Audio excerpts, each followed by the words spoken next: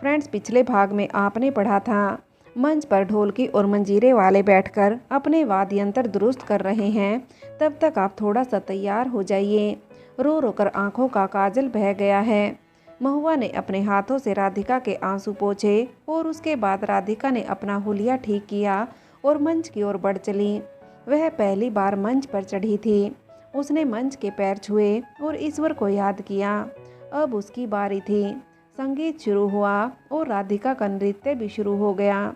ऐसा लगता था मानो कोई चाबी से चलती हुई गुड़िया हो। सचमुच राधिका बहुत सुंदर लग रही थी। लोग जैसे उसके नृत्य में खो गए थे। सब शोर मचा रहे थे। पैसों की बरसात जारी थी, लेकिन बिंदिया का दिल नहीं लग रहा था। उसकी आंखें इधर उधर न जाने किसको तलाश रही थी। अब आगे अग्रज ने बिंदिया से कहा, क्या हुआ है आपको? किसको ढूंढ रही हैं आप? बिंदिया ने अग्रज से कहा, कुछ नहीं, मैं उस बच्ची को देख रही थी। वह शायद पता नहीं नजर नहीं आ रही है। अग्रज ने बिंदिया से कहा, आप आराम से कार्यक्रम देखिए। जब कार्यक्रम खत्म होगा तो हम खुद आपको उस बच्ची से मिलवाएंगे। आप बिल्कुल चिंता मत करिए। अग्रज की बात सुनकर बिंदिया बेमन से राधिका का नृत्य देख रही थी। महुआ भी नीचे से राधिका का नृत्य देख रही थी। उसने कबीर से कहा, देखा मेरी माँ कितनी होशियार है, कितना सुंदर नृत्य करती है। मैं सोच रही हूँ कि मैं भी अपनी माँ से नृत्य करना सीखूं। सच मेरी माँ बहुत अच्छी है, पर सच कहूँ मुझे नृत्य और संगीत में कोई विशेष रुचि नहीं है। कबीर ने महुआ से कहा, तुम्हें भूख नहीं लगी? मेरे पेट में तो बुलबुले हो रहे हैं। महुआ ने मुंह बनाते हुए कबीर से कहा, तुम्हें हमेशा भूख ही लगी रहती है। कबीर ने नाक सिकोड़ते हुए महुआ से कहा, मैं क्या करूं? खाने की इतनी अच्छी खुशबू आ रही है कि पूछो मत। अब तो मुझसे रहा नहीं जा रहा है। महुआ, बस मन कर रहा है जल्दी से कुछ ना कुछ खा लूं। यह लोग भी कैसे हैं, खुद तो खा पी कर बैठे हैं और हमसे खाने को भी नहीं पूछा। महुआ ने हंसते हुए कहा, उन्हें नहीं पता ना कि तुम इतने बड़े पेटू हो, भूखे कहीं के। थोड़ा इंतजार करो, खेला खत्म होने के बाद हमें भी खाना खिलाया जाएगा। कबीर ने महुआ से कहा, इंतजार ही तो नहीं हो रहा है, तुम यहीं रहो, मैं जरा जाकर देखता हूँ, कुछ खाकर आता हूँ और तुम्हारे लिए भी लेकर आता हूँ। महुआ ने कबीर से कहा, किसी से पूछ कर ही लेना, बिना पूछे यह सब मत करना, बेकार में बवाल मच जाएगा। कबीर ने हाँ में सर हिलाया और पंडाल से निकलकर खाने की तलाश में इधर उधर घूमने लगा। उधर मोहिनी को भी नाच देखने में ज़्यादा खास दिलचस्पी नहीं हो रही थी। उसने अपनी सहेली बबीता का हाथ पकड़ा और उससे कहा, चलो कुछ खाकर आते हैं, मुझे नृत्य नहीं देखना। बबीता मोहिनी के साथ उठकर उसके साथ जाने लगी।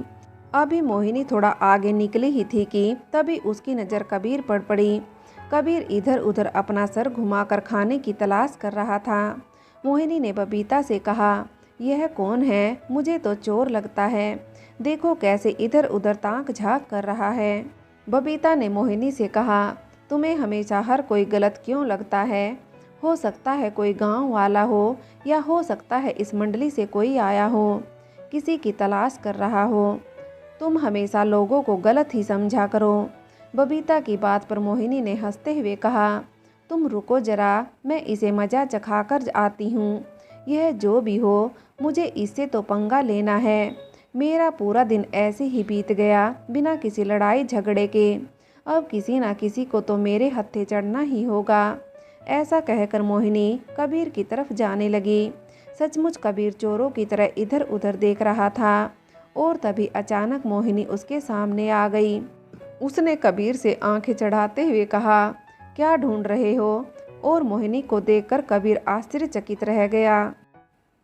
उसने मोहिनी से कहा, तुमने इतनी जल्दी कपड़े बदल लिए?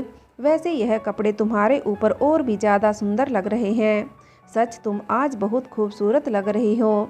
अब तुम मुझसे यह मत कहना कि तुम मुझे अपनी आंखों से भस्म कर दोगी, पर आज तो तुम गजब लग रही हो। तुम्हें देखकर ऐसा लग रहा है जैसे तुम इस महल की शहजादी हो।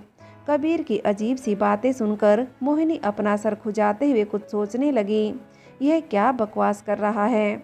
मोहिनी ने कबीर से कहा, वैसे मैं हमेशा से ही इतनी सुंदर हूँ, जब से पैदा हुई हूँ तब से ही इतनी सुंदर हूँ। और हाँ, तुम्हें ऐसा क्यों लगा कि मैं इस हवेली की राजकुमारी नहीं हूँ? मैं ही इस हवेली की राजकुमारी हूँ। पर तुम कौन हो और यहाँ क्या कर रहे हो? चोरी करने आए हो? चोर हो? मोहिनी के मुंह से यह सुनकर कबीर ने भी अपना सर खुजाते हुए कहा, अभी अभी तो तुम्हें बताया था कि भूख लग रही है, खाने की तलाश में जा रहा हूँ और तुम मेरे पीछे पीछे आ गई। अच्छा चलो, अब मुझे जहाँ खाना मिल रहा हो वहाँ ले चलो, सच बहुत तेज भूख लगी है। और ऐसा कहते हुए कबीर ने मोहिनी का हाथ पकड़ लिया। कबीर के इस अप्रत्याशित तरीके से मोहिनी हैरान रह गई।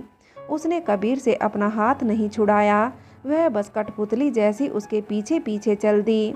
कबीर ने मोहिनी से कहा, बताओ ना, तुम्हें पता है खाना कहाँ बन रहा है?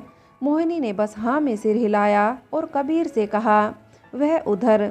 कबीर ने मोहिनी का हाथ छोड़ दिया था और वह खाने की तरफ बढ़ गया। उसने मोहिनी से कहा, तुम यहीं रहो, मैं तुम्हारे लिए भी लेकर आता हूँ। और इतना कहकर कबीर खाने के पंडाल में घुस गया। मोहिनी कबीर को देखते रह गई। शायद यह पहली बार था कि उसे किसी पुरुष ने स्पर्श किया था। उम्र के इस दौर में अक्सर लड़कियों के साथ ऐसा होता है और मोहिनी के साथ ऐसा होना बहुत स्वाभाविक था। मोहिनी चंचल, अल्लड़ और बहुत ही बेपरवाह लड़की थी। कबीर का स्पर्श उसे अंदर तक हलचल दे गया था। और होता भी क्यों ना, कबीर सचमुच बिल्कुल अपने पिता की कदकाठी पर गया था। वही लंबा और सुडौल बदन, चौड़े कंधे और गर्दन तक झूलते हुए बाल। कबीर देखने में किसी फिल्मी हीरो से कम नहीं लगता था और फिल्में देखना मोहिनी का शौक था। उसे कबीर फिल्म के हीरो की तरह लगा और उसने खुद को फिल्म की हीरोइन समझ लिया। वह बस एकटक कबीर को जाते हुए देख रही थी कि तभी बबीता ने पीछे से आकर उसकी पीठ पर हाथ मारते हुए कहा, क्या हुआ मैडम, आप तो उसे परेशान करने आई थी, लेकिन लगता है खुद परेशान हो गई। अब यहाँ खड़े खड़े क्या कर रही हैं? मोहिनी ने बबीता की तरफ पलट कर देखा और उससे कहा, तुमने देखा उसे? हे भगवान, कितना खूबसूरत था वह लड़का। सच कह रहे हैं, एकदम फिल्मी हीरो की तरह। और तुम्हें पता है कितना बिंदास था। हमसे तो ऐसे बात कर रहा था जैसे हमें वर्षों से जानता हो। झल्ला सा लग रहा था, बहकी बहकी बातें कर रहा था। कहता था तुम यहीं रुको, मैं तुम्हारे लिए खाना लेकर आता हूँ। भूखा था बेचारा, पेटू कहीं का। अंदर पंडाल में खाना खाने गया है, खा लेने दो, इस बार उसको छोड़ देते हैं। लेकिन पता करके बताओ बबीता, किस गांव का है ये? बबीता ने मोहिनी का हाल देखते हुए उससे कहा, ओ मैडम, तुम्हें क्या हो रहा है? तुम्हारे अभी पढ़ने लिखने के दिन हैं, फिलहाल उसमें दिमाग लगाओ। नहीं तो बताओ, मैं अग्रज चाचा जी से कहकर उस लड़के का पता लगवाती हूँ। बबीता की बात का मतलब समझ आते ही मोहिनी ने आंखें घूरते हुए उससे कहा, अच्छा तो तुम हमें धमकी दे रही हो, अभी तुम्हें बताते हैं। और ऐसा कहकर मोहिनी बबीता को मारने के लिए उसके पीछे भागने लगी और बबीता आगे आगे भाग रही थी। मोहिनी और बबीता को यह सब करते हुए देखकर मोहिनी का चचेरा भाई युवराज उसे देखकर कहने लगा, तुम दोनों यहाँ क्या कर रही हो? अंदर जाओ, यह सब तुम लोगों को शोभा नहीं देता है। और वहाँ कार्यक्रम चल रहा है और तुम दोनों यहाँ क्या कर रही हो? युवराज के प्रश्न पर मोहिनी ने चिढ़ते हुए उससे कहा, तुम्हें मतलब आज हमारा जन्मदिन है, हम जो चाहे कर सकते हैं। युवराज ने गुस्से से आंख निकालते हुए मोहिनी से कहा, जो चाहे वह नहीं कर सकती हैं, शायद गलतफहमी हो गई है आपको। अब आप चुपचाप हमसे बहस किए बगैर अंदर जाइए, यहाँ ना जाने कौन कौन आ रहा है। अगर आपको भूख लगी है तो हम खाना अंदर ही भिजवा देंगे। युवराज की बात पर मोहिनी ज़्यादा बहस नहीं कर सकती थी और बबीता ने भी उसका हाथ दबाते हुए उससे कहा, हाँ हम अंदर ही जा रहे हैं, आप हमारे लिए खाना वहीं भिजवा दीजिए। और ऐसा कहकर मोहिनी और बबीता हवेली के अंदर चले गई। राधिका का नृत्य समाप्त हो चुका था। सभी लोग जोर जोर से तालियां बजा रहे थे। राधिका खुश तो नहीं थी, लेकिन संतुष्ट जरूर थी, क्योंकि उसके जीवन का पहला नृत्य प्रदर्शन था। उसने सबको हाथ जोड़कर अभिवादन किया और सभी का धन्यवाद करने के बाद मंच से नीचे उतरकर अपने पंडाल में चली गई। वहाँ महुआ उसका बेसब्री से इंतजार कर रही थी और जैसे ही राधिका आई, महुआ उछलते हुए उसके गले लग गई और उससे कहा, आज तो आपने कमाल कर दिया माँ, आप मुझसे वादा करिए आप नृत्य करना कभी नहीं छोड़ेंगी। सचमुच में मुझे नहीं पता था कि आप इतनी अच्छी कलाकार हैं। और ऐसा कहकर महुआ ने अपनी माँ के पैर छू लिए। राधिका विभाव विभोर हो गई थी। उसने महुआ को कंधों से पकड़ते हुए उठाया और अपने गले लगा लिया और उससे कहा, मैं वादा करती हूँ कि अब मैं अपनी कला को और निखारूंगी, क्योंकि अब मुझे ऐसा लगता है कि हम दोनों को मिलकर हमारे परिवार के लिए कुछ ना कुछ करना पड़ेगा। आज लोगों की तालियां सुनकर ऐसा लग रहा था जैसे हमारी कला के प्रशंसक अभी भी बहुत लोग हैं, तो क्यों ना हम भी इसका लाभ उठाएं। महुआ ने राधिका से कहा, हाँ हाँ क्यों नहीं माँ, हम दोनों मिलकर अपने परिवार का भरण पोषण कर सकते हैं। आप देखना, हम माँ बेटी की जोड़ी कमाल करके दिखा देगी। ऐसा कहकर महुआ जोर जोर से हंसने लगी। तब तक कबीर एक पत्तल में ढेर सारा खाना डालकर महुआ के पास आया और उससे कहने लगा, तुम पागल हो क्या? मैंने तुमसे कहा था ना कि वहीं खड़ी रहना। मैंने पेट भरकर खाया और तुम्हारे लिए इतना सारा खाना लेकर आया था। तुम वहाँ होती तो एक और पत्तल भरकर तुम्हें राधिका काकी के लिए दे देता, लेकिन तुम पता नहीं कहाँ गायब हो गई। कबीर की बात सुनकर महुआ ने कबीर से कहा, लगता है खाने के साथ साथ इसने कुछ गड़बड़ खा लिया है। वैसे तुमने मुझसे कब कहा था? तुमने यही कहा था कि मैं यहीं रुकूं और तुम मेरे लिए खाना लेकर आओगे। अब फालतू की बातें मत करो, लाओ जल्दी दो, सच में खाना बहुत स्वादिष्ट लग रहा है।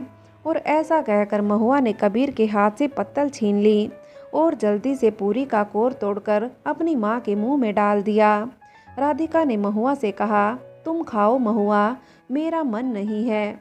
न जाने मेरे विवेक ने कुछ खाया होगा या नहीं। महुआ ने उदास होते हुए कहा, आप चिंता मत करिए, दादी ने पिताजी को जरूर कुछ ना कुछ खिला दिया होगा। आप खा लीजिए, वरना मैं भी नहीं खाऊंगी। वैसे भी दद्दू जी कह रहे थे कि यह लोग हमें हमारे घर वालों के लिए भी खाना बांध कर देंगे।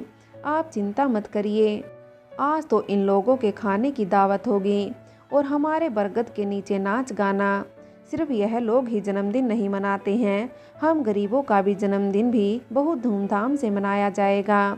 आज हम इन्हें दिखाएंगे, क्यों है ना कबीर? कबीर ने भी उत्साहित होते हुए कहा, सच मज़ा आ जाएगा।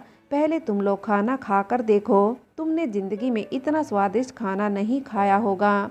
रसगुल्ले, क्या स्वाद है।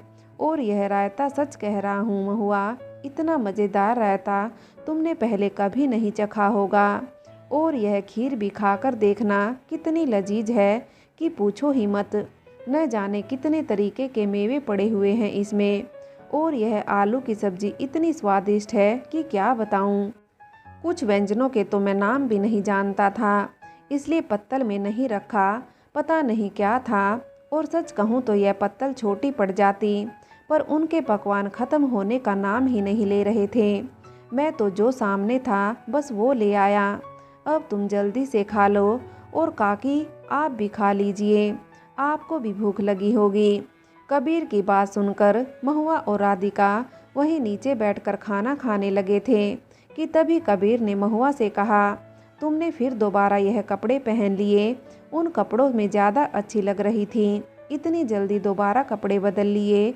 महुआ ने तिरछी निगाहों से कबीर को देखा और फिर मुस्कुराते हुए राधिका से कहा, मैं सच कह रही हूँ माँ, इसने ज़रूर कुछ नशा कर लिया है। सच सच बताओ कबीर, तुमने खाना ही खाया था या कुछ पिया भी था? कबीर ने हैरानी से महुआ की तरफ देखते हुए कहा, क्या मतलब है तुम्हारा? मैंने सिर्फ खाना खाया और कुछ भी नहीं। महुआ ने मुस्कुराते हुए कहा, फिर तो इसका दिमाग ही फिर गया है, तभी ऐसी ऊटपटांग बातें कर रहा है। महुआ की बात सुनकर राधिका भी हंसने लगी थी। उसने कबीर से कहा, कबीर मेरे लिए पानी ला दो, बड़ा गला सूख रहा है। कबीर सर खुजलाते हुए बाहर चला गया और राधिका और महुआ के लिए पानी लाने लगा। इधर बिंदिया बेचैन हो रही थी उसने अग्रज से कहा, अब तो कार्यक्रम खत्म हो गया है, क्या हम उस लड़की से मिलने चलें? अग्रज ने बिंदिया से कहा, नहीं बिंदिया, अब बस हम उन लोगों के लिए भोजन लगवा रहे हैं। पहले वो लोग अच्छी तरह से खाना खा लें, क्योंकि वह लोग काफ़ी थक गए होंगे। उसके बाद हम उन्हें खुद अपने हाथों से इनाम देंगे। आप बिल्कुल चिंता मत करिए, अब आप चलिए और खुद भी खाना खा लीजिए। सुबह से इस सब भाग दौड़ में आपने खाना तक नहीं खाया है। बिंदिया, आप अपना ख्याल रखा करिए। आप नहीं जानती हैं कि आप हमारे लिए क्या हैं। अगर आप बीमार पड़ जाएंगी तो हमारी मुश्किल बढ़ जाएगी। बिंदिया ने मुस्कुराते हुए अग्रज से कहा, अच्छा जी, आपके लिए क्या मुश्किल होगी, जरा वह भी तो बताइए। अग्रज ने कुछ सोचते हुए कहा, आपके हाथ का स्वादिष्ट खाना कौन बनाएगा? आप अच्छी तरह से जानती हैं कि हमें सिर्फ आपके हाथ का खाना पसंद आता है। बिंदिया ने मुंह बनाते हुए अग्रज से कहा, झूठ मत बोलिए, साल में 6 महीने तो आप विदेश में रहते हैं और बात करते हैं हमारे हाथ के खाने की। जब आप हमें छोड़कर विदेश जाते हैं तब कौन आपको खाना खिलाता है? या वहाँ भी आपने कोई बिंदिया ढूंढ रखी है जो आपको हमारे जैसा खाना बनाकर खिलाती है? बिंदिया का ताना सुनकर अग्रज ने हंसते हुए कहा, आप भी अच्छी तरह से जानती हैं, विदेश जाना हमारी मजबूरी है। हमने अपना काम जो इतना बढ़ा लिया कि अब कोई ना कोई तो हमारा काम संभालेगा ही ना। यहाँ का काम भैया संभालते हैं और वहाँ का काम हम। चलिए, अब आप गुस्सा छोड़िए और चलकर खाना खा लीजिए। तब तक वह लोग भी खाना खाकर फारिग हो जाएंगे। फिर हम उन लोगों को इनाम देने चलेंगे और आपकी उस चहेती बच्ची से भी आपको मिलवाएंगे। फ्रेंड्स, आगे की कहानी के लिए कहानी का अगला भाग देखें।